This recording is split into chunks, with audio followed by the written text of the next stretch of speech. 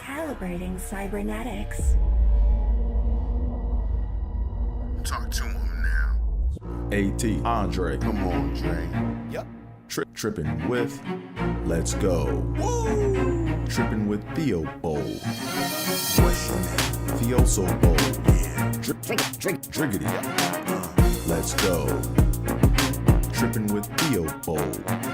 Trippin. What are we doing?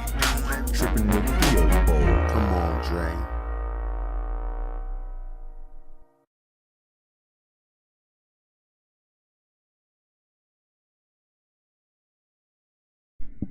Let's see, mic check 1 2. We on? Mic check. Can y'all hear me? Let me do a quick sound check right quick to make sure I can hear myself. See, mic check 1 2. We on? Let's double check this. Can y'all hear me? Yeah, I think we good. Hey, what's going on, y'all? And welcome to the 69th episode of Trippin with Theobold. I'm your host, Andre Theobold, and welcome. So first off, apologies for me being late. I was double late. I started my day early. And I was gonna actually start the podcast like at 9 a.m. like sharp on the dot. I was gonna start at 9. I was on track. Then work started blowing my phone up. I'm having a computer issue with one of my computers at work. One of my remote machines. I had to change remote machines and all the security stuff, and I'm not gonna bore y'all with the details. Just know that I apologize. My bad. But as they say in the world of business, you pay for what you get. All right. Anyway, that was weird. But now thank y'all for tuning in. Before we go any further, make sure you guys hit that like button, hit that subscribe button, tell a friend and tell a friend, do all that fun internet stuff. Let me try to get myself a little more situated here right quick because I want to make sure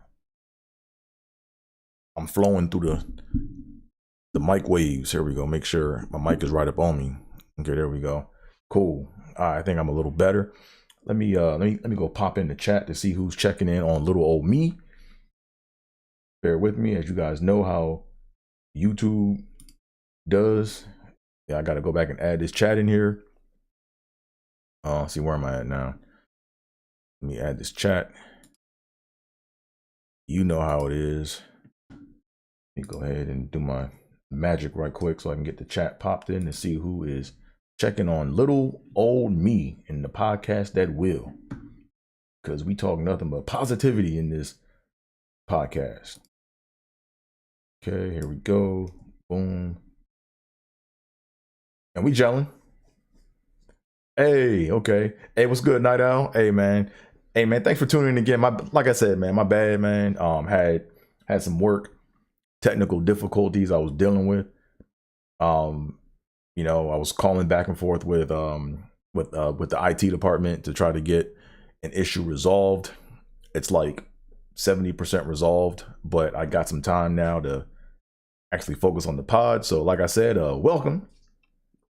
So I'm gonna get into my crown in a second. Let me go ahead and let me talk about the obvious. So as you guys know, my birthday was last week, January 23rd, and I had a little birthday celebration. And this crown was made by my old lady. Shout out to Miss Terry Tachi out there, Mrs. Terry Tachi, man. She the fashion designer, dope designs, man. Does a lot of dope stuff. You can go to her Instagram. I believe it's Terry Tachi Designs, or go to Boss Tachi. And man, she does phenomenal work, man. My babe does phenomenal work. Like, she was making this crown, like she whipped this up. I saw her working on it off and on. And then when we went out for my birthday dinner on Monday, she was like, "Here, you might as well go ahead and wear it." And I was like, "Okay." And then she actually gave it to me. I was like, "Man, this joint looks this joint is fire, ain't it?" So shout out to my baby, man, for making this crown. Yeah, this joint is dope, man. But anywho, man, let me keep pressing on with the show. Yeah, this thing is right. I got the Prince Hakeem crown on right now, man. You know, this looks very Coming to America-ish. This is dope, man. My baby does dope work, man. So like I said, go to her Instagram. All of her information is on there, her website and everything. Make sure you hit her up, man. Does dope designs, works with dope people, man. Go out and support, you know. But let's see what else we got going on. So yeah, so today's episode 69. I gotta make sure I stay on track. Episode 69. As you guys know, I like to tie my episode to a Buffalo Bill of present or past. I said present or past. So today's episode is tied to Mr. Will Wolford. That's a tongue twisty in itself. Will Wolford. I can't even say it. Will Wolford. He played tackle for the Bills back during the Kelly era, and I believe his nephew plays quarterback for the Rams. His nephew is a backup quarterback for the Rams. Forgot his first name, but it's Wolford. I know it's Wolford. I forgot his first name, but yeah, he got replaced by Baker Mayfield late in the season. But anyways, this episode is tied to Will Wolford, part of that offensive front line that made the K-gun work. So that's that. Let's go and get these tongue twisties out the way. As you guys know, I grew up with a speech impediment. And you know, I do little tongue twisties to help get my tongue straight so I don't mess up too bad. So let me go ahead and get these tongue twisties out and going. Here we go. Oh, there goes TT right there. We see you, King Dre. Hey, there goes Terry right there, man. Yo, man, everybody say what up to T. Like saying T, man, is dope fashion designer, man. Makes dope pieces, man. Just go to her Instagram, hit her up, man. Just see all the work she does, man. Like she can turn like anything into like, she can take anything and make it anything. Like she can take nothing and turn it into something, you know? Like she'll take like blinds and mats, floor mats, man, and she'll do all these things. Like you won't even know like where she got it from, man. But yo, she does she's very crafty, very you just gotta check it out, man. It's art, right? Let's see, so today is the 27th of January, and as you guys know, there are only 26 letters in the alphabet. Therefore, we are going to start off with the letter A again, you know, for tongue twisties. So here we go. Let's just read down the line. So y'all can read along with me, you know, and get tongue twisted up or not. So read along. Here we go. First one, ape cakes, grape cakes. Ape cakes, grape cakes. Ape cakes, grape cakes. Number 2, Andrea and Andrew ate 8 acid apples accidentally. Andrea and Andrew ate 8 acid apples accidentally. Say it again. Andrea and Andrew ate 8 acid apples accidentally. Number 3, if I assist a sister assistant, will the sister assistant assist me? Well, that's a mouthful right there, isn't it? If I assist a sister assistant, will the sister assistant assist me? There's a lot of ass in this one. There's a lot of ass in this tongue twisty. If I assist a sister assistant, will the sister assistant assist me? Number 4, can an active actor always accurately act accurately? Can an active actor always actually act accurately? One more again. Can an active actor always accurately act accurately? That one got me. Then here's the final one. Hope I'm not clipping. But here we go. Anteater ate Andy Alligator's apple, so angry Andy Alligator ate See, caught me. That got me. We got to go from the top. Anteater ate Andy Alligator's apple, so angry Andy Alligator ate Anteater's ants. Anteater ate Andy Alligator's apple, so angry Andy Alligator ate Anteater's ants. Final one, final time. Anteater ate Andy Alligator's apple, so angry Andy Alligator ate Anteater's ants. And we are done with the tongue twisties. Got my mouth all warmed up. Pause. But yeah, so got that out the way. Now we got to get on to the promotional part of the show. Like I said, I just promoted my girl T. My girl Terry, man. Like I said, hit her. Like I said, go to her page, man. Hit up her stuff, man. She does phenomenal work. Like this crown right here, man, this thing is amazing. Right now, I'm looking like Mansa Musa right now. I'm looking like Mansa Musa with no money. Yeah. But this crown is amazing, man. Yeah, this is dope. Hey, babe, this is dope. This crown's dope. All right. Anyway, here we go. So let's get on to some more promotional stuff right quick. So last week I had some things that I was trying to promote, but I didn't have pictures of. So I'm going to show you now. First thing is I have right here is I got the squatty potty right here. I got my squatty potty. All right. So what you do is you open this up. I'll probably put it over here, right? Probably better this way. Yeah, what you do is you open it up, right? And you put it at the base of the at your toilet, and you put your feet up and take a royal shit like Prince Hakeem. Right? Right? You take a boo-boo with your knees up. Right? This is what it is, man. So the squatty potty, man, is supposed to help with like constipation or whatever, right? So it's supposed to help you poop the way you're supposed to poop. So I guess when we babies, we poop the way we're supposed to poop. And yes, I did wipe this down before I'm touching it. You know, so don't think I'm up here being nasty, you know. But it goes in the front of the toilet, and right when you go boo-boo, or right before you go boo-boo, you basically unopen this and you put it at the base of the toilet. You put your feet up, so your knees are gonna be elevated, and then you go boo-boo, and you boo-boo comfortably.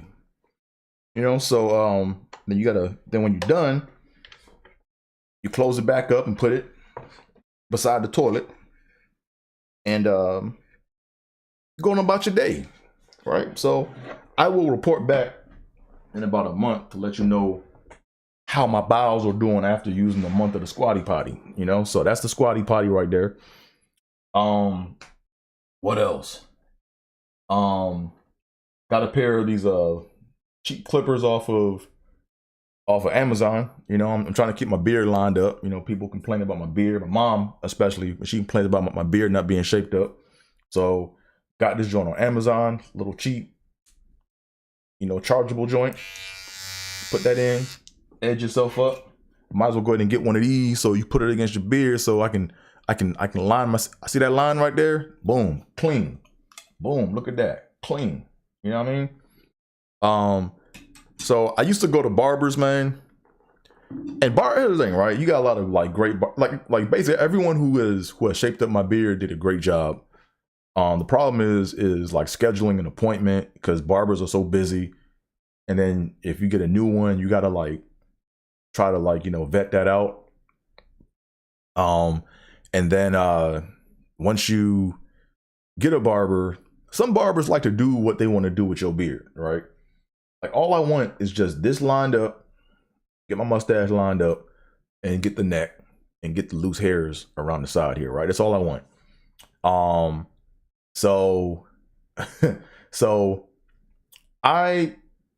But typically what they'll do, they'll try to like cut into my beard. Like they'll try to cut in down. I'm like, no, I want this to grow. I want this to fill in. And if you keep cutting it, if you keep cutting into it, it's not going to grow in. So you know what? I said, let me go ahead and try to do things myself for a while and see how things end up. I'll probably go to a barber again pretty soon. You know, not like soon, but soon enough. Because I want to get the razor. I want to get the single razor edge up joint. You know what I'm saying? Get that joint crisp. But right now, this is good enough. Let me see some more of the comments. Oh, you got one too? He said, okay. He said, yes, sir. I got one too. Shit slides right on through. He said, shit slides right on through you. I get mad when I have to poop like a commoner. Or a commoner, my bad, commoner. Yeah, man, that having your knees down, having your heels touch the floor is pooping as a commoner, right? You want to have your knees up. So, yeah, and they said, I need to borrow, oh yeah, you need to borrow this for your bikini line. Funny, hilarious. Y'all cracking me up, man. What else we got here, man? I'm back on my green tea, you know. I got my green tea right here. Let me take a sip right quick. I'm not even promoting this. This is just what I drink. I drink water, green tea, and ginger ale.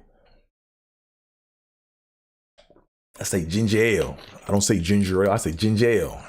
2 words, 2 syllables, ginger ale. All right.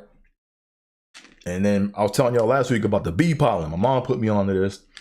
You can get this on Amazon for maybe like $20, I think.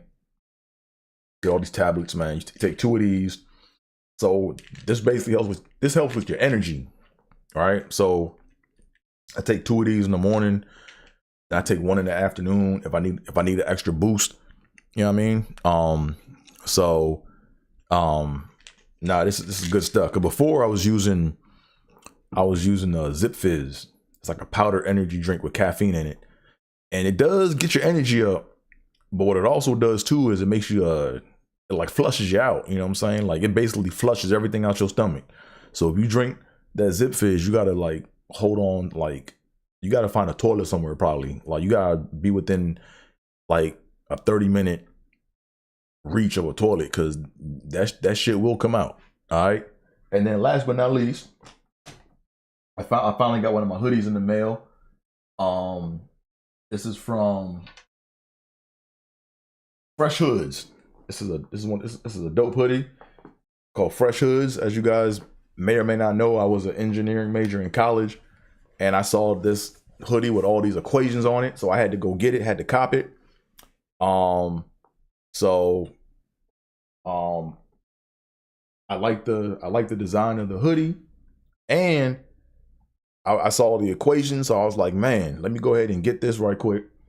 But what I'm impressed with, man, is the craftsmanship, man. Right? Came in this bag. It said Fresh Hoods. You know, it came in this bag. I was like, okay, I see what y'all doing, Fresh Hoods. Price was a little pricey. I paid maybe like I think like $70-$80 for this hoodie. But then it has this name print on there, or this little name label on the outside. And it's like pretty, like it's like rubber. It's like a thick like seal or whatever, you know. So that's pretty dope. I'm interested to see how long the actual print lasts because it's actually printed on the hoodie. It's not like part of the hoodie. So we'll see. I'm not gonna wear it every day, so I'm not gonna like be washing this thing like every day. But you know, feels good, feels sturdy. The one thing I don't like about the hoodie is the inside of it is white. So when this thing gets tan, that means it's time to wash this shit. Or I can see this getting dingy after a while. So yeah, but all in all, I'm definitely happy with this hoodie. It's something to add to my collection. So that concludes the promotional part of the show. So now let's go ahead and get into my B-Day recap. All right, let's get into my B-Day recap. Before I go any further, make sure you guys hit that like button, hit that subscribe button, tell a friend, do all that fun internet stuff like the old people say. But yeah, birthday recap. So I had a dope birthday weekend. It was real low key. It was very laid back. And I'm gonna share some photos with y'all right quick, man. Let me share some photos as I talk through it, because that's another reason why this it took me a while to get this episode started this morning, because I was trying to gather all the photos and I was going to do it one way, but I said, hey, you know what, why not just do it on your phone and just pull it up on your phone, right? So I'm going to go ahead and work my magic and show you on my phone screen right quick. So gotta work some magic right quick. Just give me a second. Got that. Time player, new movie recording. Got that. Phone is up here. First photo. Boom.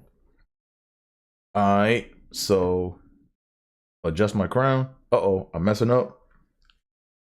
My bad. How's that? Is that? I'm trying to rock mine like they didn't Come Into America with the joint kind of tilted. Remember how Prince Hakeem had the pea coat on? Well, they had long pea coats on, and they had the joint, and they had the crowns like kind of cocked to the side. Yeah, I'm trying to rock mine like that. Is that how I'm supposed to wear it, T? Like that? Like that, babe? Let me know. Here we go. But let me go ahead and start my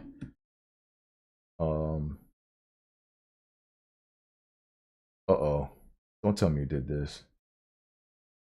Oh, man. I should have the gym centered. Okay. Okay. Well, it's weird. I'm looking at my left, looking at my right. Okay, there we go. Got it. Okay. Boom.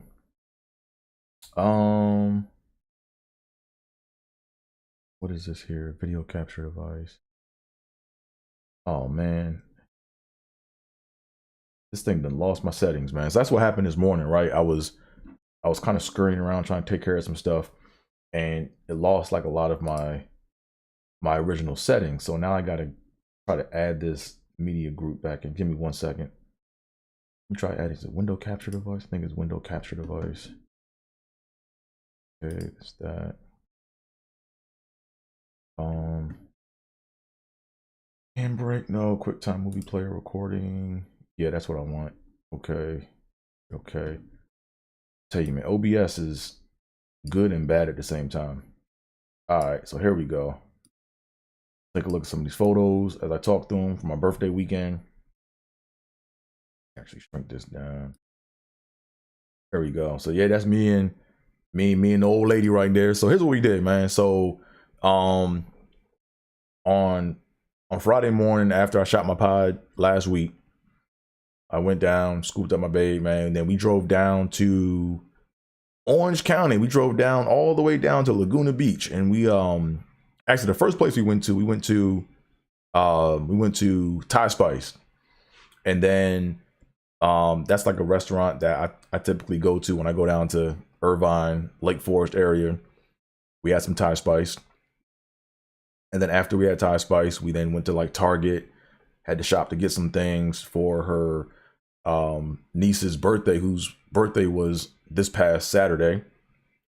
And then after we ate at Thai Spice, we then went to what did we do? Had to run to the bank to take care of some business, and then we went down to Laguna Beach to go to Rooftop Lounge. And this is what you're looking at right now, is Rooftop Lounge. Me and my babe right there on the Rooftop Lounge to watch the sunset over in Laguna Beach. This is us again. That's us again. And then here's an actual view of the sunset right here. Right. Sorry for the white people. I didn't mean you have those in the picture, but they sat in my view, so damn it, that's their fault. But this is what it does. The sun sets like right on the water. I've been doing this every year since I moved to California. I found out about this spot via my boy Tom Sharp. Tom Sharp and his sister took me out here, or they invited me out there for her birthday back when she came out to visit. But yeah, man. But the crazy thing about this sunset, man, or this view, man, is you don't realize how fast the sun sets, man. Like right when the sun is on the horizon of the water, man, that thing starts racing down. Like you can actually see it move. And I believe the sunset time is now at 5:10 or 5:12 p.m. So I was looking at my watch too, and right when I went down, man, the sun went down exactly at 5:10. Uh-oh, let me check my sound right quick, because I hear I can't talk because I hear my fan on, and I want to make sure that my shit's not messing up. Just give me a second. Let me check my sound right quick. I can't talk because I hear my fan on, and I want to make sure that it's not messing up. Okay, let me my fan's working overtime here. Why is my fan on? What else? What other applications am I running? Well, let me just keep moving, and hopefully y'all can hear me, because everything should be fine. So yeah, that's what it looks like. I don't want to do that. So yeah, so the sun is actually racing down, and you can see it like running down like pretty fast. So that was cool. What else? Oh, and then after we went to watch the sunset at Laguna, we went to a Yard House, and you guys, like, Yard House is pretty familiar, it's pretty common, but had some more food here. Then afterwards I got my brookie, And man, I do not know what they put in that brookie, man, because normally I thought they just have a brownie and ice cream, but for some reason they had like a cookie brownie and it was good. But man, that brookie got in my stomach, man, and shook my stomach up. Like, it was weird because we left the Yard House, you know, we checked it. We basically, cause we had like maybe like an hour ride to get home. It took us like an hour to get home. It took us an hour to get back to like LA or whatever. And man, before we left Yard House, we made sure we didn't have to go to the bathroom. And then right when I got in my car, maybe like 15 minutes in, I felt like I felt the urge, man, to just go boo boo. Like that shit was getting pushed out. Like it felt like there was a shoe or a boot in my stomach that was just pushing all. Yeah, I'm telling this part, T, and I'm not telling the whole part, and you know why I'm not telling the whole part. But anyways, I'm pushing, like it was like I'm in the car and I'm like, yo, my stomach feels like, yo, I'm like, yo, I'm like, man, I'm like, yo, I gotta pull over and go to the bathroom, man. I don't know. Like, I don't know if I'm gonna make it. So as I got closer, right, as we got away from Irvine, everything like closes like earlier, like way earlier, you know what I mean? So let me put this back up for a second. So everything started like closing earlier, you know what I'm saying? So we're driving and we're looking at like, you know, like at McDonald's signs, they're all out. All the restaurant signs are out. I'm like, man, I gotta find a place I can go boo boo, man. Shit, I don't know if I can go boo boo. So I'm like, man. So we found this. It was like this like donut shop, and they were open. And I literally, like, when I pulled up, I saw the lights were on. There was two guys at the counter working through the window. So I was like, cool. I think I'm gonna make it. As I stopped the car, I left the car running. As I put one leg out of my car, like I could feel like a little bit of boo-boo grain kind of like trying to ease its way out. So I was like, man, I don't know if I'm gonna make it, yo. So I like hobbled in to the restaurant. I mean, into the donut shop, and I ran all the way back to the bathroom. And I was like, yes, they have a bathroom. But then when I reached to go grab the handle, I saw there was a keypad. I was like, shit. So I had to hobble my ass all the way back out to the front counter. And I asked the guy, I said, hey man, I'll buy something, but I just need the code to get in the bathroom. And the dude was like kind of like slow, but being goofy. He was like, hey man, yeah, you're gonna have to buy something first before I can give you the code. It's just store policy. I was like, man, give me one of them. Give me one of them bullshit donuts, man. I gave him. I got the donut. It cost like $1.50. I gave him like $2. I said, keep the change. He gave me the code. And as I pulled my pants down and started to sit down on the toilet, man, all the boo-boo started coming out, man. So started to gross y'all out, man. But man, I almost didn't make it. If like that little donut shop wasn't there, and if I didn't have the presence of mind to try to stop, to pull over, yeah, my car, yeah, it would have been a shitty ride home. So, but made it home through that. So that was good, you know? Then, what else, man? What else we got going on here? So then that's that. Oh, so then on Sunday, my cousin Sean surprised me with this. We went out to this restaurant. What's it called again? Is this? I gotta look the name of the restaurant again, man. But man, this was a fancy restaurant, man. Oh man, what was the name of that restaurant? So it's a sushi restaurant. That's me and my cousin right there. You know, he told me, he was like, yeah, Dre, man, we go. I gotta take you. And he's been talking about this place for a minute, you know. So, I pulled up, he pulled up, and then let me see if I can find the chef. This dude here, man, was a bad dude, man. This was our chef. This dude was an artist, man. Like it was definitely upscale.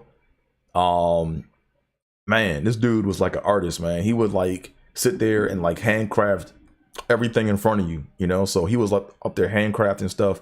So there was a menu that we had or whatever. It was just like a traditional menu, and he would just carve up stuff and would serve it up to us, you know, like one roll at a time. So these are some of the things that we ate. I can't even tell you what some of the things were, man. Like, I know one thing we ate was like barracuda. I'm not sure if that's not the barracuda. I think the barracuda was that right there.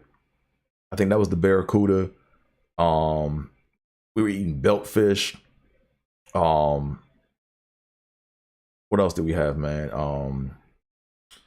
So these were all the things he would do, right? So he would sit there and like make it in front of you, and he would say, like, basically he would say, you know, don't add anything to it. Like, don't add any wasabi, don't add any soy sauce. It's ready to go as is. Like, basically it was, if you put soy sauce on it or if you added anything to it, it was like an insult to his cooking. So it's kind of like going to like Fogo de Chao, where they have all the meat on that pike, and you go there to ask for A1 because A1 is supposed to hide the taste of bad meat, you know. So it's kind of the same thing, you know. It was very like, you know, hey, just trust me, it's good as is, so eat it. So that's how it was. And what else, man? It was all kind of stuff we were eating, man. I don't even know what that was, man. We were eating like belt fish. What else? Barracuda. What else did we have? Man, we had all these different things. It was amazing, yo. Like, he served up just all these different types of, like, you know, like rolls to us or whatever. But here's the thing that was crazy, right? This is the one thing that messed me up, right? So this one lady went in the back, or basically there was a lady bringing the stuff out, and he was cooking stuff in the front with his sidekick. And I gotta find it right quick. Where is it at? That's not it. Oh man, where the hell is it? I thought I had a picture of it. Here it is. So this lady came back with this bowl right here that you're looking at right now, and basically she was like, yes, so I'm like, okay, what is this? So as soon as she put it down, and she was like, she said this is cod testicles. I'm like, but she had like bad English, so she said cod testicles. I'm like, cod testicles? I'm like, I didn't know cod had nuts, like, you know what I mean? So I looked at my cousin Sean, and I'm like, yo, you gonna eat that? And he was like, yeah. So he just like went and threw it down the hatch, and I was like, damn, I gotta do it too, man, because, you know, I don't know, like, he's treating me out to this gourmet meal, and like, I gotta eat it, right? So it was weird, man. Like, the inside of the joint was like white and like milky, you know. So yeah, it is what it was, man. Some cod nuts. But it kind of tasted like, you know, when you have crab and you have that mustard in the crab, it kind of tasted like that a little bit, you know. But it was different, you know. I'm glad I tried it, glad I experienced it. But yeah, that was that.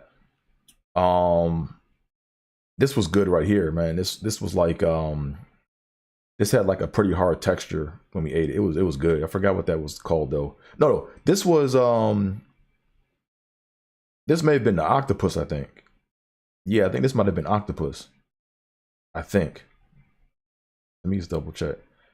And they had the little crabs down there. So like I said, man, it was a dope restaurant, man. I could tell it's pretty pricey, but man, it was definitely much appreciated, man. So shout out to my cousin Sean for taking me to this restaurant. Oh, and then this lady right here, it was this lady and her mom, and she was real cool. The mom is the one that's with the glasses. She was like older, obviously. And the chick was the one with her head down, man. She was getting hammered, man. Like, yo, man. She was oh man. She had like a lot of what is it? A lot of sake, and you could tell she came in kind of lit, and the mom had to get up to take the bottle. That was kind of funny right there. That was a fun highlight of the night. That was funny. But yeah, man, Dope restaurant, dope stuff. And then after that, we went to on Monday. My old lady took me out to my favorite restaurant in LA, and that restaurant is Quarters. It's a Korean barbecue restaurant. That's us right there. See, I'm rocking the crown. You know, there she go. I caught her with the camera right there, like she wasn't expecting that. But now we got the usual. You know what I'm saying? I got my shrimp. I got my jumbo shrimp. She got her scallops, and then we had our teriyaki chicken. You know, we came back to the crib, had a birthday cake. There's my birthday cake right there. And then FaceTime my mom. You guys can't see that, but yeah, FaceTime my mom, and we chatted for a minute, and that was my birthday. You know what I'm saying? So shout out to everyone who made my birthday special. It was dope. It was, like I said, it was very low key. It was fun. It lasted a couple days. You know, no pressure. It was just, hey, I think I want to do this. Cool, let's go do that. Hey, I think I want to go. Cool, let's go do that. You know, so definitely from Friday through Monday, it was definitely it was a blessing. You know, it was one of my better birthdays. Probably one of my best birthdays, man. You know, it's up there. You know, so shout out to everyone who made it special. Appreciate all of you. So now let's go ahead and get into the topic at hand. Let's go ahead and get into the Bills. Well, let's get into the other part of the show. Basically, let's get into the Bills Bungles recap. Right? The Bungles at the Bills, man. So as you guys can see, I'm in the facility. I'm in the training facility of the Buffalo Bills because our season is over and we have to rethink our shit. You know, I'm gonna say it like this, right? Basically, I knew going into this game with the way we played against Miami, I was like, I don't like how we look going. I don't like how we looked against Miami. So I said this. Look, if we come out and play the way we played in Miami, if we don't come out and play like we're capable of playing, we're going to lose, you know? So that happened. I just thought Buffalo would have put up a better fight, you know? But all in all, I'm not like heartbroken, you know? As you guys know, I did get a Super Bowl ticket. It's pretty pricey, but now I got to sell that bitch because my bills ain't going. But I got it because I thought this was our year. I thought this was it, you know, because of all the adversity that we went through. You know, we went through, you know, the Buffalo massacre with the top shooting. You know, we went through 2 blizzards. We went through the Damar Hamlin situation. So I'm thinking that, you know, my team was going to galvanize around all that and just say fuck it and go to the Super Bowl and win, you know? But nah, didn't work out that way, you know? So anywho, like, let's talk about the game first. So the game, man, who in the fuck put Tony Romo in the booth, man? From now on, I do not want Tony Romo calling any more of my games, yo, with the Bills, yo, because he's a negative little bitch, yo. Like, he's so negative, man. And he tries to, like, be positive, but he's negative. Like, before the kickoff, he's always like, like he always said, like, before the game even started, he's always talking, like, he's already talking shit. He's like, I don't know, these Bengals are in town, and I'm like, man, shut your ass up, man. I'm like, dude, don't have enough, like, call the game. Like, call the game based upon what you see, not based on what you want to have happen. So I think he had some low-key hate for the Bills, man. And I think I know why. It's because of that Monday night game when he played with Dallas and T.O. I think that was the game that Buffalo won, that Monday night game back in like 2008. And that was the game where T.O. was crying about his quarterback. He was like, man, that's my quarterback, right? I think that was that game. You know what I'm saying? But, man, everything out of his mouth, man, was just negative. It was just, before the play, it was like he just spoke negative things into the universe about the Bills, and that's why I think we didn't lose because of him. But still, I'm just saying, I don't want to hear that when I'm watching the game, you know. So Tony Romo, man, I want to look up to see how many games. I want to see how many of the Bills games did Tony Romo call, because I'm willing to bet all the games we lost, he called them shits, you know. So we got to get him out the booth, man. If we want to win, Tony Romo can't be in the booth. But I knew after the second drive that we were in trouble. You know, because the first drive, Bengals went down, did what they did pretty much on that Monday night game 2 weeks ago, or 3 weeks ago. And then the Bills came down and went 3 and out. And then they went down again. And then you could see the body language of all the players, you know, like I studied body language, and what the body language told me in that game after the second drive was, they just didn't believe in the coaching staff. Like, they were like, yo, we like the plays that they calling, we don't believe that we can make it work. You saw people slumping over, their shoulders were slumped. They weren't like finishing out their routes. They were there, like there was no follow through, you know? So, and the effort wasn't there. I don't give a shit what, you know, McDermott says. The effort was not there. It wasn't there, you know? It wasn't there collectively as a team, you know? So play calling, Ken Dorsey, yo, man, Ken Dorsey got to go, man, you know? Because I'm just not impressed with his play calling, you know? All these new young coaches, man, they're not coaching football, they playing Madden, right? That's all they're doing is playing Madden. They just are like dialing up all these crazy plays, and they're not trying to control the clock. They're not trying to move the chains, and you're not going to win football games if you can't do that. It's not rocket science, you know? So I'm looking at Ken Dorsey, man, calling these plays. One, he's not running the ball enough. You got two healthy backs. You got Singletary and you got Cook. There's no reason why between the two of them, they at least split 30 plus carries. Run the ball, take time off the clock, move the chains, real simple. And if you have those guys are like pretty much like north. Come on, Dre. Those guys are like north-south runners, right? And they're kind of shifty, but they also move forward for the most part. So those kind of backs, they'll get you like 3 yards here, 2 yards there, but they can also break one for like 30, 40 if you keep giving them the ball. And they're chewing up the clock. So I thought that's what they were going to do. I got to look at the box score again to see, like, let me see what the box score said these motherfuckers did, man, because it was disgusting, man, watching that shit. I'm like, man, these dudes is not calling the right. They do not know how to call the right plays. Let me see. Let me go back to that box score right quick. I want to see this. NFL. Let me look at the divisional round. Bills, Bengals. Let me go back to the window capture. Let's take a look at this right quick, man. Let's look at the box score for this shit. Let's look at Bills. Look at this. 19 total carries, man. Look at that shit. 19 total carries. 19 carries is not going to cut that shit. 8. So Singletary ran the ball 6 times. And you got to look at a 4.2 average on each carry, right? Or 4.2 average carry.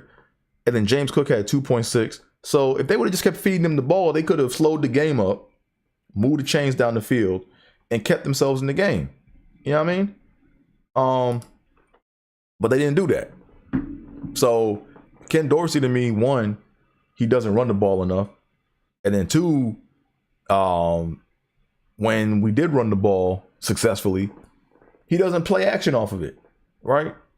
Like, if you don't play action on the goal line at least one time, I don't know. Like I said, like, the play calling's not there. So I knew that we were going to lose. And you know what, too? Like, I'm not even like butthurt that we lost, yo. Because my thing is this, right? When the Bills go to the Super Bowl, man, we got to win this shit. I don't want to just be going there to be showing up. We did that enough in the 90s, man. It's time to win this shit, you know? So I know I'm a tough fan, but to me, the Bills had to look more dominant than the Eagles and the Niners combined for me to really want to see these motherfuckers go to the Super Bowl. Because I am not trying to go there to watch these motherfuckers lose, yo. It's time to win, man. So if you ain't going to win, don't show up. Good. Don't waste my time. So that's why now I'm in the process of selling my ticket. You know, but at the beginning of the here's the thing, right? At the beginning of the year when we played the Rams and the Titans, I was like, yo, nobody can beat us. You know, but then you look at the play calling with that Dolphins game, we messed that up, and then we also had injuries too on defense, right? We lost Von Miller like a few weeks before the season ended. Then we lost Micah Hyde, you know. So, you know, we lost a lot a lot of our defense got hurt. Here's the thing though. The thing with the defense, man, was the defense plays off of the offense, right? So a lot of times your offense is your defense, you know? So even if you can't put up juggernaut points, if you can go on long sustaining drives to get your defense a rest and you get points and then you make certain plays happen, you know, your defense might all of a sudden start to feel inspired. So you might have guys that are injured or guys who are hurt, and when they see what the offense is doing, now they're going to be more motivated to play. But if you go out there after they done worked their ass off on the field or got worked for 8 minutes on the field, and then you come back and go 3 and out on offense, your defense is going to be like, man, let's go ahead and pack it in, man. Y'all not doing what y'all need to be doing. So, yeah. So like I said, I'm glad that if this is how we were going to go to the Super Bowl, I'm glad we didn't go. I'm glad we didn't go because we don't need to be going there and getting our ass whooped like that. Then you have a lot of naysayers out there saying that this is it for the Bills, their windows closing and all this shit. I'm like, man, shut the fuck up. Y'all know what y'all talking about, man. You gotta let the shit play out. You know what I mean? So before we go any further, make sure you guys hit that like button, hit that subscribe button, tell a friend to tell a friend, do all that fun internet stuff, like the old people say. So now let me go to my predictions, right? So I'm not hating on the Bengals. I'm not hating on them whatsoever. You know, if they win the Super Bowl, man, congrats. If they go to the Super Bowl and win, man, congrats to them. But that ain't gonna happen. That's not gonna happen. Look, I'm gonna tell you right now. This is my Theobold prediction. If the Bengals go to the Super Bowl, they will lose by at least 13 points. They're going to lose by at least 13. And here's why, right? It's not because I'm a hater. It's not because I'm mad they beat the Bills. It's because if you do your homework and if you do your research and if you know what you're talking about, if you do your homework and you look at all the Super Bowl losses, right? Or look at all the teams that went to consecutive Super Bowls. If you lose in a Super Bowl and then you go back in the consecutive year to the Super Bowl, the odds are not in your favor, right? Like, go look at the Buffalo Bills, right? The Bills, you know, they played the Giants, Super Bowl 25, lost 19-20, lost by 1 point. And then in my mind, I'm like, you know what? The Bills are good enough to win it next year. The Bills like ran the tables. Then they went back to the Super Bowl 26 versus the Redskins. And in my mind, there was no way the Bills were going to lose that shit. But they got beat by 13. Like, it's a mental thing to be on that big stage and that big scene, knowing that you already lost, and now you got a monkey on your back. That shit magnifies by 10, right? Then we went back again, like the Bills didn't have enough, so we went back the next year against the Cowboys, Super Bowl 27 in Pasadena, and we got whooped 52-17. So if you look at all the teams that are left, you look at the 4 teams that are left, right? You got the Chiefs, the Bengals, Eagles, Niners. Every team made upgrades every team made an upgrade this past season except for the Bengals, right? The Bengals basically said, look, this is our team. You know, we're going to go back and run it back with the same players. No alterations. All right. But if you look at the Chiefs, you know, did some subtraction they did some addition by subtraction, right? They traded away Tyreek Hill. And then they got other piece parts. They got Marquez Valdez-Scantling. They got Juju Smith-Schuster. And they changed up their offense, right? Which is something that they didn't do before. because now they're a whole new offense, right? Without Tyreek Hill in that offense, they're a whole different offense. Then the Eagles went out and got AJ Brown, upgrade. All right. And the 49ers went out and got Christian McCaffrey, upgrade. So the Bengals are still stuck in last year, and teams got better since last year. So if the Bengals do luck up and go to the Super Bowl again, they will get beat by at least 13 points. So and that's not me hating, that's just me giving you my 2 cents on the shit. Matter of fact, let me go back and prove my point right quick. Let me go ahead and go to let me check this out right quick. Let me go ahead and go to my Wikipedia. Go to Wikipedia. Let me look at. I just want to put on Super Bowls right quick. Let me see if I can just. I want all the scores. I want all the scores, all the participants in the joint. I want to just show y'all something right quick, so y'all can see what I'm seeing, so I don't sound crazy. Let me look at the game history. Let me see, list of Super Bowl champions. Nope.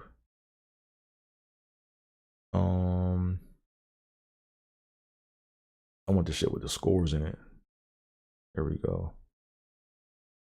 Here we go. What is this? No, I don't want that. I don't like how they're doing that. Man, I hate the format of this. The list of Super Bowls.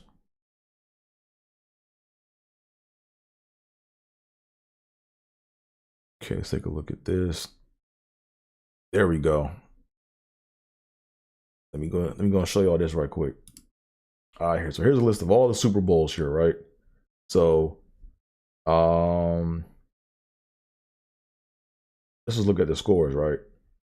So as you guys can see, first Super Bowl, Green Bay won, they went back, they ran it back. Miami went against Washington in Super Bowl 7. They won 14-7. Then they ran it back. Let's look at. I'm trying to find a team that lost and went back the consecutive year. Oakland, nope. San Francisco, nope. San Francisco, New York, Washington, San Francisco. They won. Giants. So here we go. No, here it is right here. Boom. I proved my point. So I was looking at the wrong column. So here we go.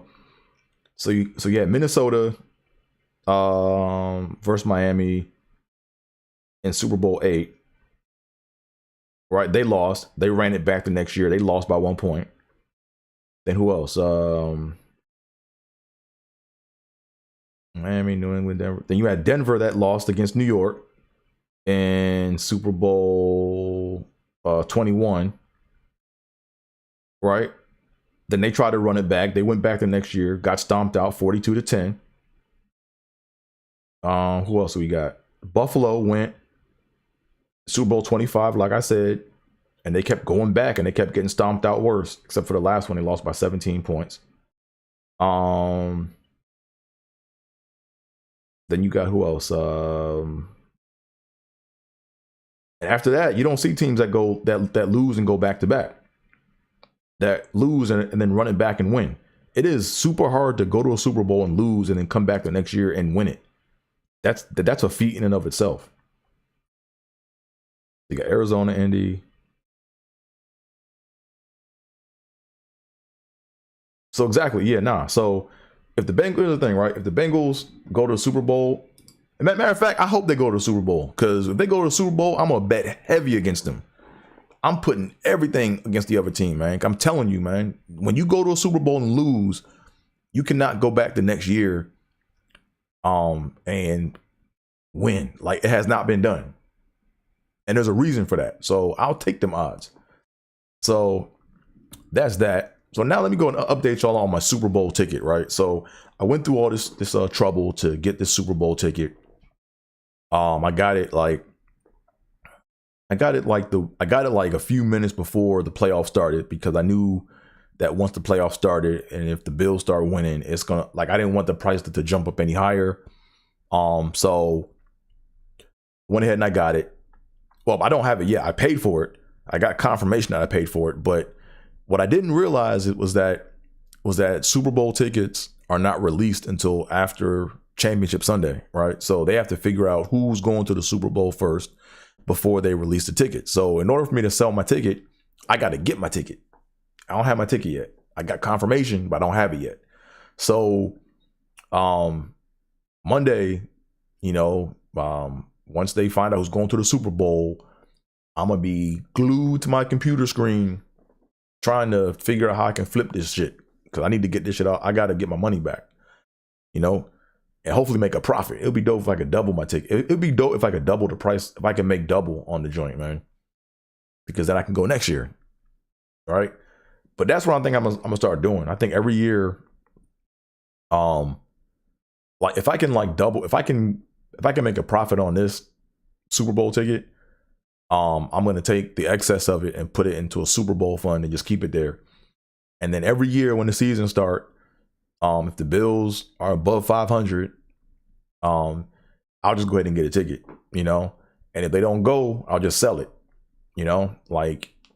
My thing is, like I said, I got to see my Bills when they go to the Super Bowl, and they win. I got to be there to see it with my own two eyes. I cannot watch it on the TV screen. I got to be there to see it in person, because that's owed to me. With all the shit I went through as a Bills fan and everything I went through and all the pain, the hurt, like that's owed to me. So when the Bills go and they win, I will be there to see that shit. But yeah, next week I'll let you guys know where I'm at on my ticket sale. Hopefully, like I said, if I can't double my money or make a profit on it, something I'm thinking about doing, I'm not committing to it yet, but I'm just putting it out there in the universe, is I might Uber for Super Bowl tickets.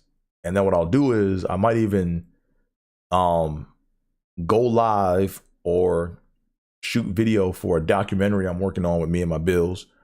And I'll just Uber to get Super Bowl tickets, right? So during the games on Sunday, I'll be Ubering, because I didn't watch a whole lot of football in my life, and I didn't seen it all. So, well, I've almost seen it all. I need to see my Bills win the Super Bowl live in person. That's the one last thing I need to see. So, thinking about doing it. Not sure if I'm going to do it, but we'll see. So before we go any further, make sure you guys hit that like button, hit that subscribe button, tell a friend to tell a friend, do all that fun internet stuff. And then what else we got going on here, man? So real quick, I am watching, let me see if I can pull these up right quick. Is this it here? Oh yeah, so two series that I'm watching right now that I'm just fascinated with.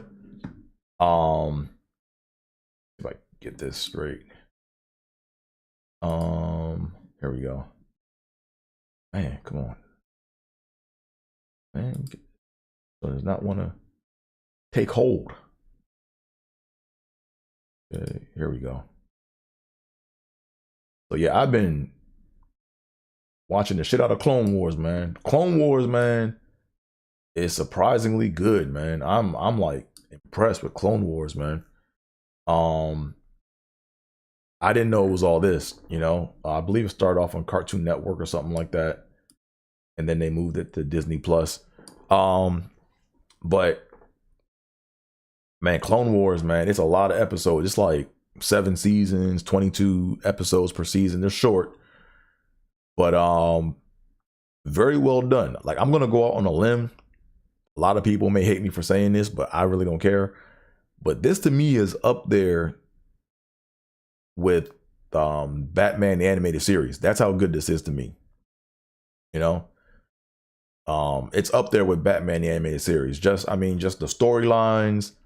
The one thing I'll give it an edge over. The one thing I'll give it over Batman the Animated Series is they really flesh out a lot of possibilities. So what they do is they basically show you what the clones look like without the helmets on, right? So a lot of these clones a lot of these clones have like personalities. They all pretty much have the same personality, but they look different. Like some of them have like different skin tones. Like there'll be some with different hair color, different like hairstyles or whatever and stuff. They look and sound the same, but they have different attitudes or different perspectives on things, you know? So that part is dope. I like how they actually go into the different worlds of all of the all of the characters or the aliens that you see, right? Or all the species that you see, right? So for example, like Watto.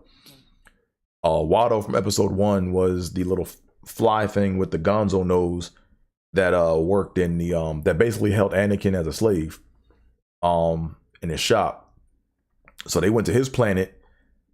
I think his planet is Troidaria or Troidaria or something like that, because he's a Troidarian. So they went to Troidaria, and they showed you what Troidaria looked like, you know, and they had people that walked like that. They had people that buzzed around that looked like him. So they were actually going into all the planets of all the different species of people.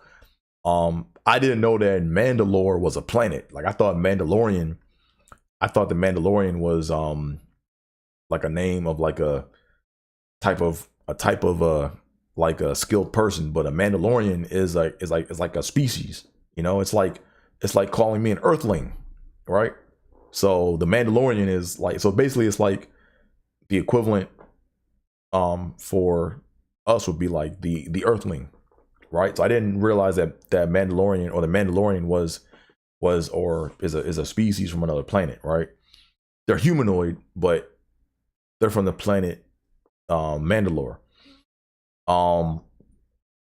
But nah, there was one episode that got me, man. There's two episodes that got me, and they set it up nice. Actually, 3. So really, it was like there's one clone trooper named Heavy, because they give each other nicknames or whatever. So season 3, episode 1, where you had the Domino Squad, you know, which became like one of the guys that served. They became the crew that served on an outpost that was boring, that ended up being something very major. But who was it? So basically, long story short, Heavy basically had to go detonate to destroy this structure on the planet, to send out a help signal so that the Jedis and all the clones would come and help fight off the clones. But Heavy had to detonate this bomb or whatever, and he didn't have the controls, or the controls busted or jammed, so he had to basically do it manually. So he sacrificed himself to do that. Then in season 3, episode 1, they do a backstory to kind of show you how the Domino Squad was when they first started out, and they were terrible, how they were self-centered, and how everyone expected them to fail. And then you had this one clone named 99, who was a reject clone, who's an older clone, and they talk bad about him, man. But it was like, you got to watch season 1, episode 2, man. I got a little choked up watching that, man, because, you know, it's always a good story when you hear people that get shitted on, or when people tell them that they don't belong and they don't have the skill set, they're not good enough, to where when they get their opportunity to stand up to show that they're worthy, there's something about that resonates with me. So but nah, Clone Wars, man, every episode is addictive, man. Like you said, come on, Dre. Yeah, like T said, man, great miniseries, addictive. Like that shit is addictive, because you can sit there and just watch them back to back to back to back. You know, so it's definitely a great watch. Then what else? Another series that my mom put me on was this Jack Ryan. This Jack Ryan is no joke, man. Jack Ryan's also addictive, you know. I think I binged it twice. I might give it a third binge. That's how good it is, man. It has the dude in there off The Office. You know, he kind of has like a Jason Bateman kind of like, well, he kind of reminds me of Jason Bateman in the standpoint of he played in like goofy roles before, but now he's doing more drama, more serious roles now, you know. So Jack Ryan is a dope series, man. I think they're only doing 4 seasons, and the fourth season I think comes out next year because season 3 just dropped. So, but nah, this is like if you wanted a comparison to like know what Jack Ryan's like, Jack Ryan is basically the American version of James Bond, but better in my opinion. You know.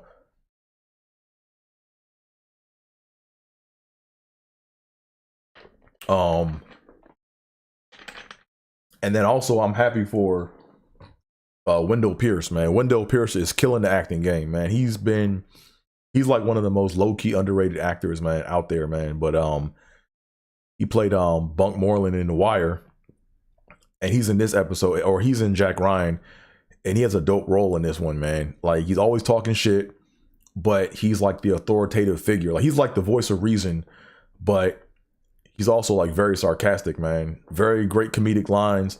One thing my mom pointed out that I shared with I shared with my old lady, man, is when Bunk, every time he walks into a scene, he like buttons that one button on his coat. Like he does this shit. Cause like you know, Bunk is like a little heavy set, you know? So he does this thinking that it's gonna make him look slimmer. And then when he sits down in a chair, he unbuttons it. So it's always like you gotta watch it, man. Just watch that shit and you'll see what I'm talking about. But every scene when he does this shit with the button of his blazer, man, that shit is hilarious to me.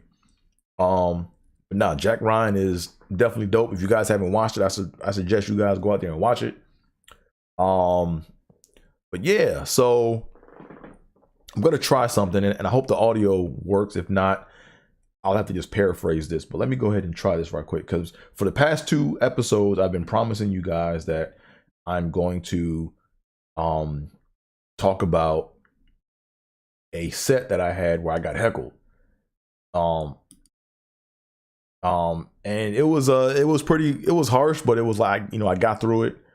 I made it, people there, other comedians were like, yo, man, you G'd your way through that set. Like, yo, it was like, I did this like workout room, and these guys came in and they started drinking when they got there. And then, I didn't go on to like later on. And the more they drank, like basically what happened was they got into my, like, basically, I guess the liquor hit them right in my set. And that's when they kind of started it wasn't really them. It was like one person. But let me see if I can't play this joint real quick. Let me see if you guys can get the audio to this. Let me do this right quick. Pull up my folders. Let me go here.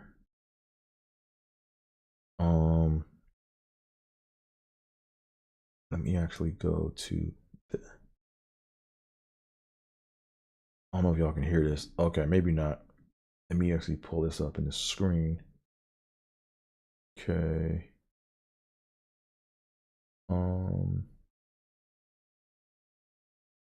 I want the video capture.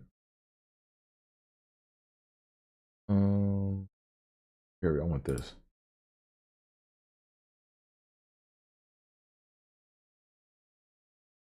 Let me see if y'all can hear. Let me see if I can hear this or not.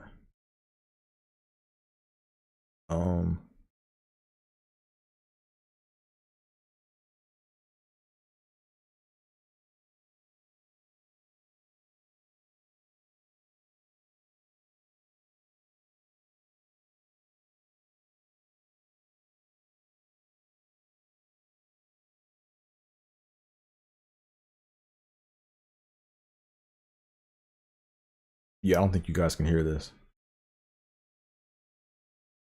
Okay, that's fine. I'll just talk about it. So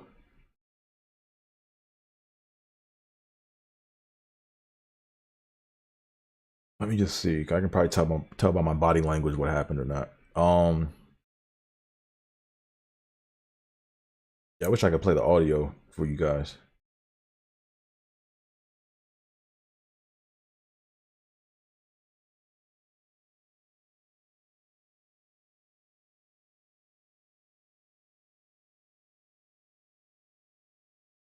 All right, so let me just go ahead and tell you what happened, all right, because this isn't working out the way I thought it would work. That's okay. So anyways, what happened was I was doing a workout room, and you know, so anytime I go to a workout room or to work out, I'm going there to work out. I'm trying to work out all the loose shit because I know the shit I can do that can kill. I'm trying to find the new shit. So I went there and I was working on some Christmas jokes. I was working on some Kwanzaa bits, I had some Kwanzaa jokes I had and stuff, and all the comics throughout the night, like people were getting laughs here and there, but nobody was like up there just like murdering the joint. It was like, hey, let's work out. Okay, let me do some material. Let me prove to you I'm a comedian, right? So, but no one got heckled, right? No one got heckled. No one had their set jumped into. But I was doing my bit. I think I was doing I did a new bit. It was a bit about females buying gifts for dudes for Christmas, or just buying gifts for dudes in general. And it fell flat. And somebody said something in the audience, right? And I couldn't hear what they said. I tried to address it. Then I moved on. Then I tried another bit that was kind of new. And that bit kind of fell flat. And then I said, oh man, I'm killing y'all. And then the dude got the courage and then jumped out and said, thank you. Yeah, he's like, yo. And then he just started talking like he was trying to like coach me in my set when he doesn't even do comedy. And then he was like, what did he say? He was like, yo, I'm gonna keep it honest with you, G. Like, man, this is 20 people. I don't want to see you doing this shit in front of 20,000 people. I'm like, dude, I'm working out, man. Like, I know, like, when I approach a show that I'm doing in front of 20,000 people, it's going to be different, because you got to play the room. So he kept saying it like, man, 20,000, man, 20,000. I don't want to see you do this in front of 20,000 people. And he kept shouting that out. And then I said, okay, I got to do material to get him off my back. So I did my married people bit, which kills wherever I go. It doesn't matter. I can be black room, white room. It don't matter. That room, that bit always hits. And when I first started that bit, like I was like nervous because I'm like, yo, like this is the first time I really felt pressure. Like, yo, I gotta shut this room down. If I don't shut him down, it's gonna be a long night for me. So I started the bit and I kind of started racing. Then I forgot like how the bit even starts. So I had to reset and I did it. And then when I did it at the end, he was like, yeah, my G. He's like, man, your joke's just a little too long. Like, just a little long, and this, that, and the third and all that. And everyone was trying to tell him, hey man, be quiet. Nah, he's funny, man. Leave him alone. He's working, So I actually, so after that, then I said, okay, well, I did my Iowa jokes. And then those started to hit. And then he was like, see, because it was weird because he was like, basically he was trying to tell me that my material wasn't relatable. I'm like, dude, I'm talking about work. I'm talking about being laid off. I'm talking about married people. I'm like, dude, just because you're not married doesn't mean everyone else in the room isn't married. So if the joke's not for you, then don't laugh. I didn't say all that. But my mindset is I try to keep my jokes I want my jokes to be relatable. So when I started doing my Iowa material, he was like, yeah, we want to hear about that. And I'm like, well, nobody in this room is fucking from Iowa. So why would I like do that? So I did the jokes anyway. They laughed or whatever. But where I went wrong, and this is what I'm working on, but where I went wrong, this is the comedy bump portion of the show. But where I went wrong was, what I have to stop doing is I have to stop.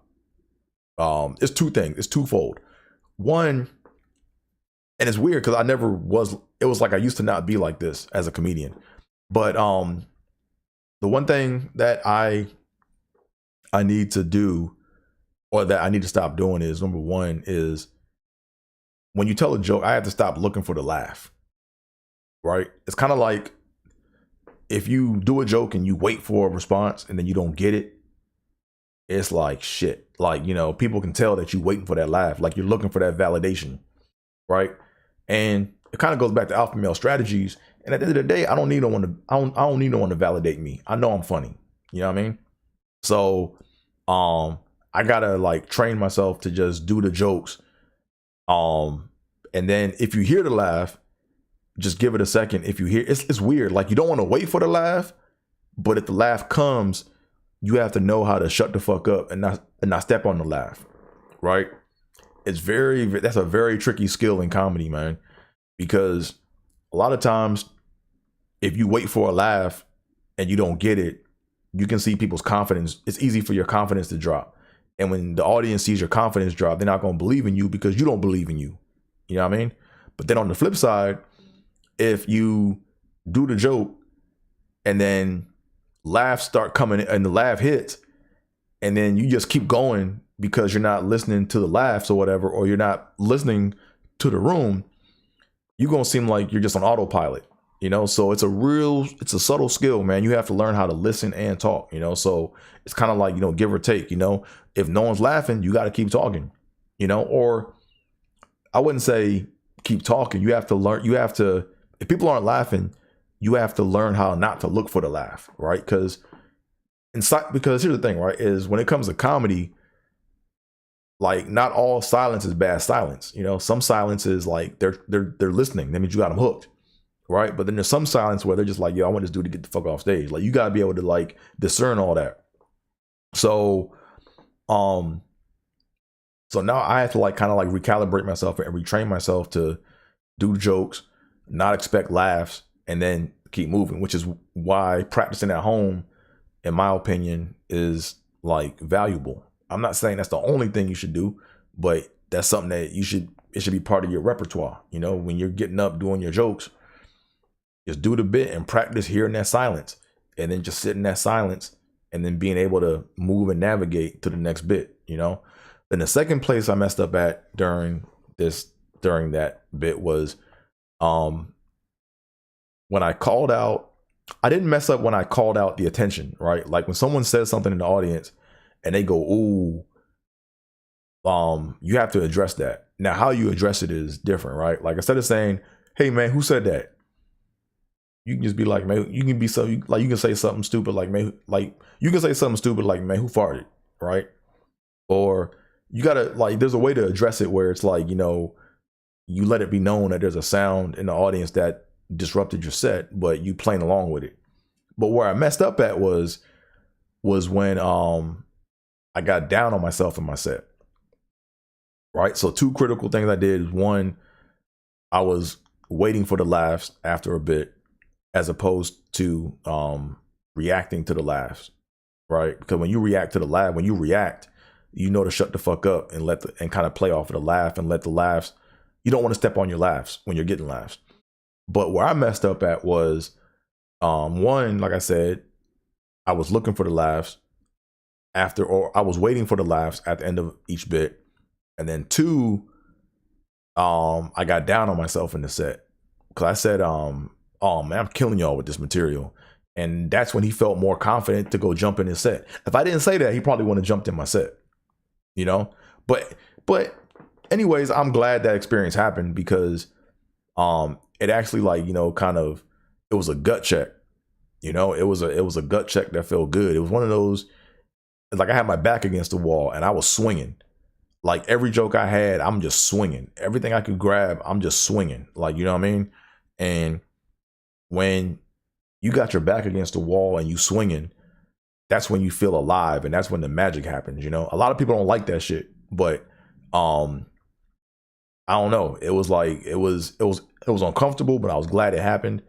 I went through it. I got through it because that could have been a disaster. Like that shit could have been bad, but, it wasn't bad because I managed the storm. So I found a way to weather the storm and I got through it. But like I said, those are two things I got to work on. One, I have to learn how not to wait for laughs, but how to react to laughs. And then two, I need to like not get down on myself in a set, right? And not beat myself up in my set, because when you do that, people are going to have courage to then come jump in your set, you know? And then now you fight an uphill battle, you know? So, I'm going to do something real quick. I'm going to wrap up the show quick. I've been talking for, damn near 90 minutes. Before I go any further, make sure you guys hit that like button, hit that subscribe button, tell a friend to tell a friend, do all that fun internet stuff.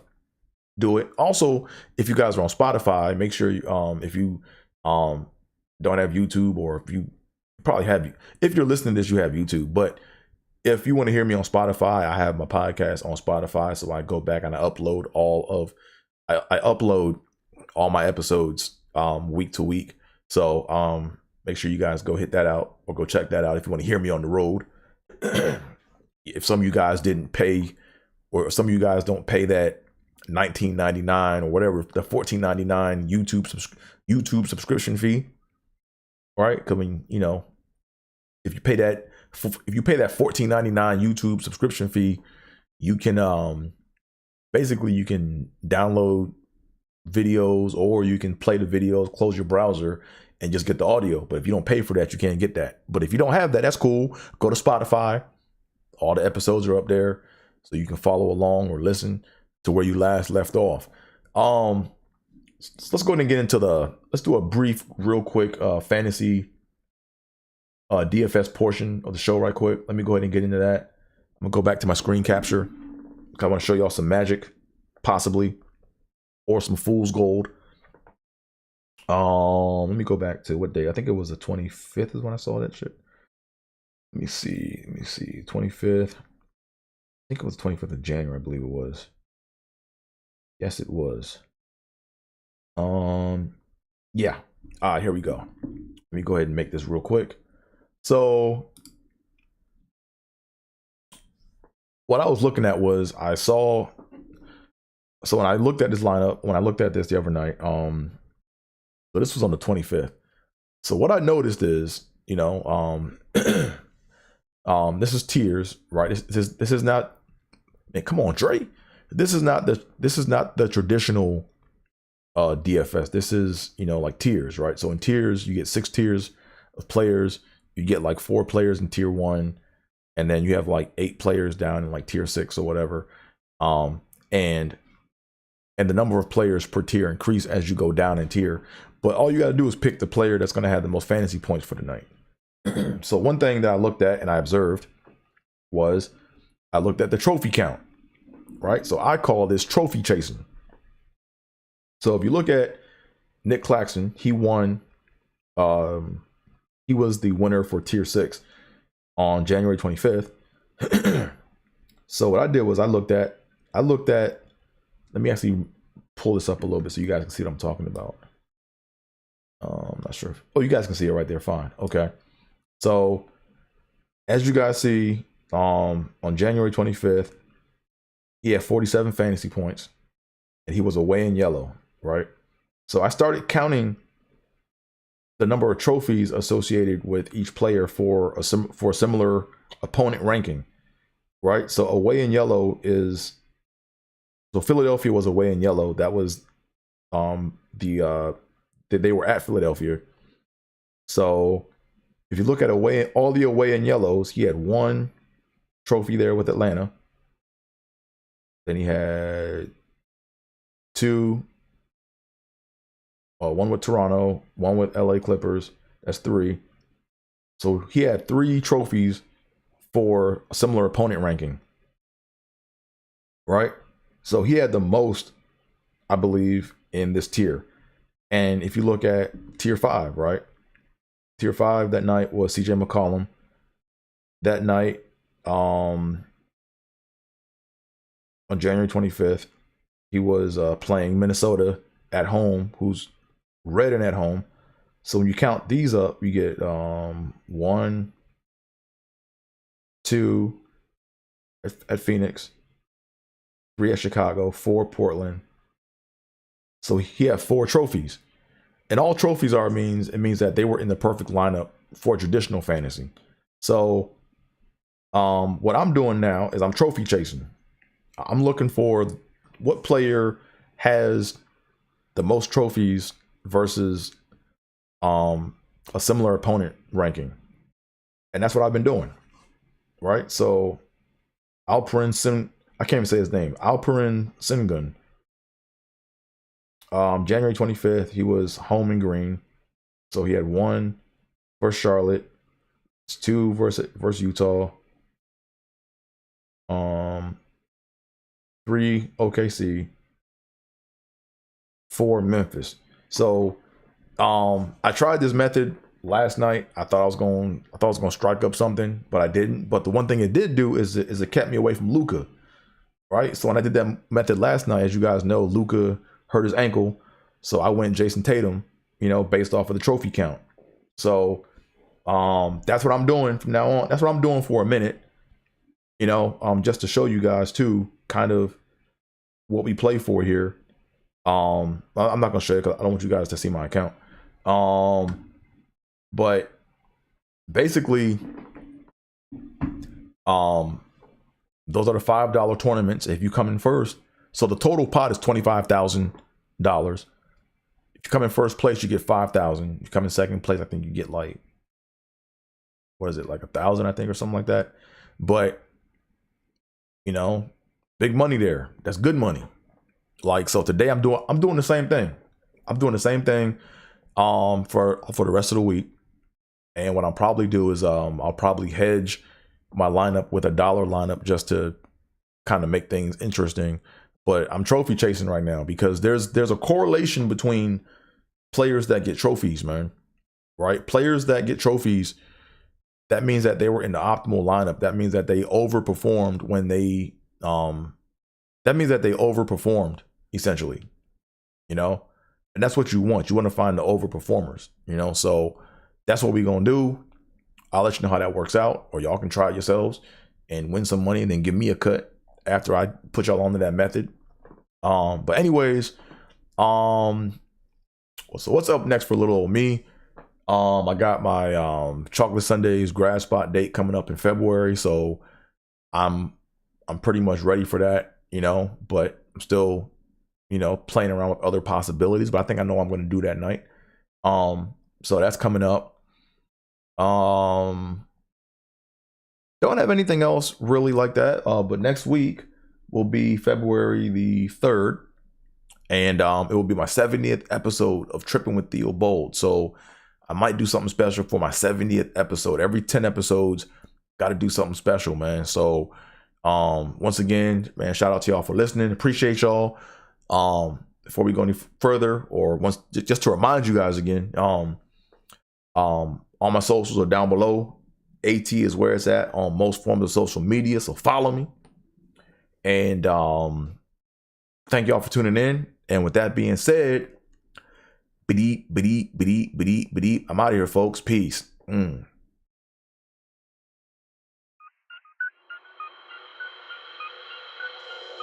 Yep. Trippin with Theobold. Let's go. Caliente. Trippin. Yep. Trippin.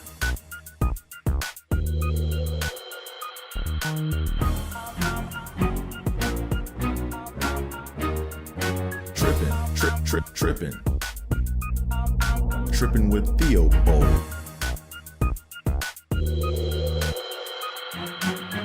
Trippin with Theobold.